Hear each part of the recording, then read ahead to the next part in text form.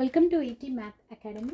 Today I am going to show you the function and we are going to find out the x-intercepts for this function. So here I am having the function f of x is equal to x squared minus 5x minus 6 by 4x squared minus 25. So for this function I am going to find out my x-intercepts, x-intercepts. X-intercepts means we have the x-axis, horizontal axis is the x-axis and vertical axis is the y-axis. So whenever we graph different values of x and we graph the y values, we take the domain values for x equal to 1, 2, 3 and substitute in this function and we get the range values for y, and for each value of x we get different value of y and we plot it on the graph, and there will be a points which intersects the x-axis. So these points which cuts the x-axis are called the x-intercepts. So now I'm going to find out the x-intercepts for this particular function. So in order to do so, we need to equate this entire function to equal to 0, because this is the origin, 0, 0 origin, and when you observe for the x-intercepts, it is cutting the x-axis. So on x-axis the value of y is 0. So for finding the x-intercepts, we get the value of y as 0. For every point it intersects on x-axis, the y becomes 0. So I'm equating the function value y, which is f of x, equal to 0. So f of x is equal to 0, which means x squared minus 5x minus 6 by 4x squared minus 25 equal to 0. So I'm taking this 4x squared minus 25 to the right hand side. Then I am having x squared minus 5x minus 6 equal to 0 into 4x squared minus 25, which is x squared minus 5x minus 6 equal to 0. And for solving this, I need to find out the roots here such that when I add those two roots, I need to get the value of minus 5. When I multiply those two roots, I need to get the value of minus 6 into coefficient of x squared is 1. So whenever I take two numbers and I multiply those two numbers, I need to get the result as this coefficient into constant, which is 1 into minus 6, which is minus 6 and x squared. Here I have the variable as x squared, and I take two values and add, and I need to get the result as minus 5x. So what are the two numbers that you can think of when you multiply those two numbers? It should be 6, and when you add those two numbers it should be 5. So it can be 2 and 3. 2 times 3 is 6 and 2 plus 3 is 5. But I need to have here as minus 5. So I need to take it as minus 3 and minus 2, such that minus 3 plus minus 2 gives me minus 5.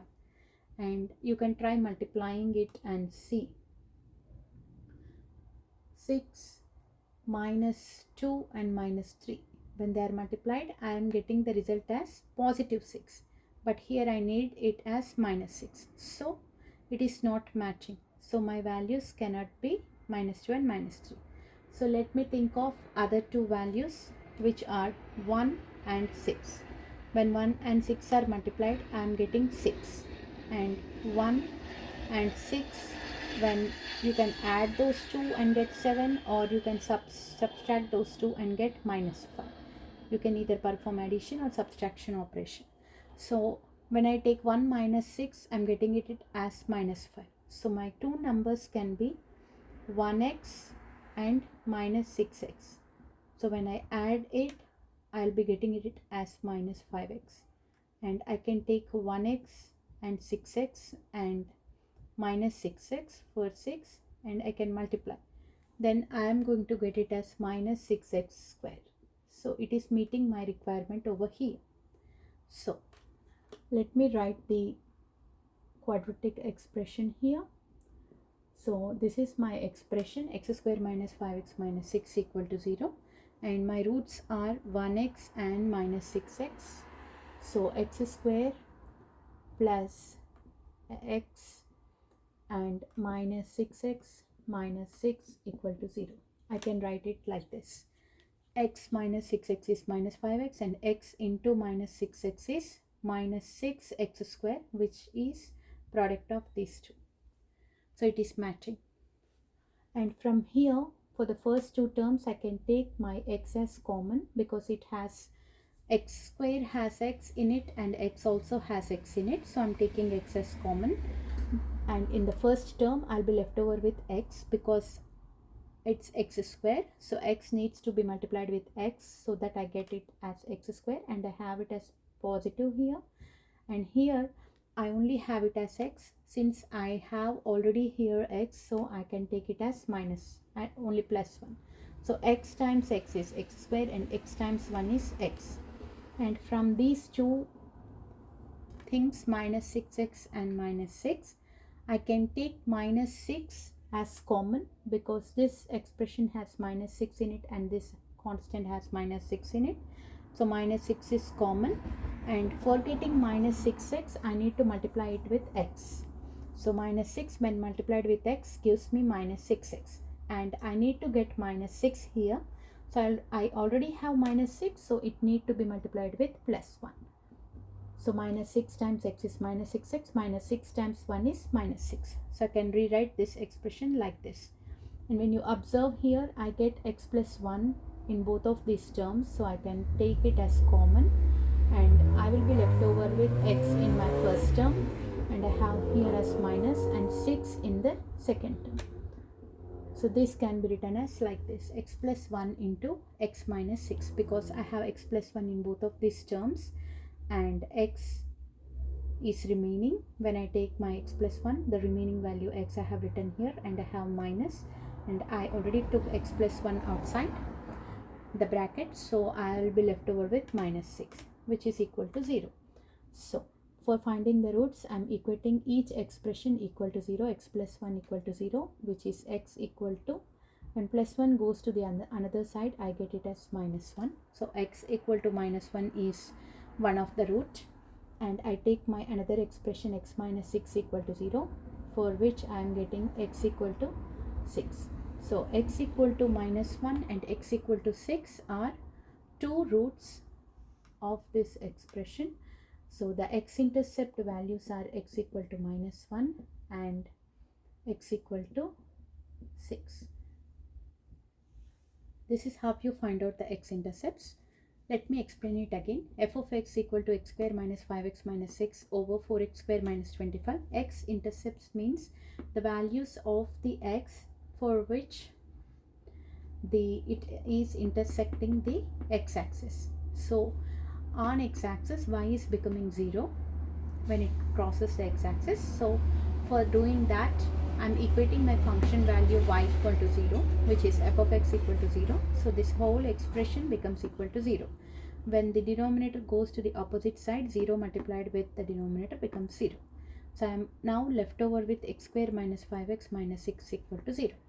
Now, in order to solve this, we need to multiply the constants of x square and the constant, and I am getting it as minus 6 into 1 here is the coefficient for x square, minus 6 into 1x square, which is minus 6x square.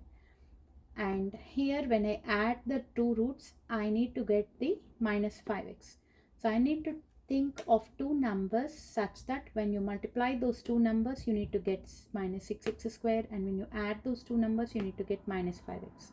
So minus 2 and minus 3 is giving us minus 5x, minus 2x minus 3x gives us minus 5x.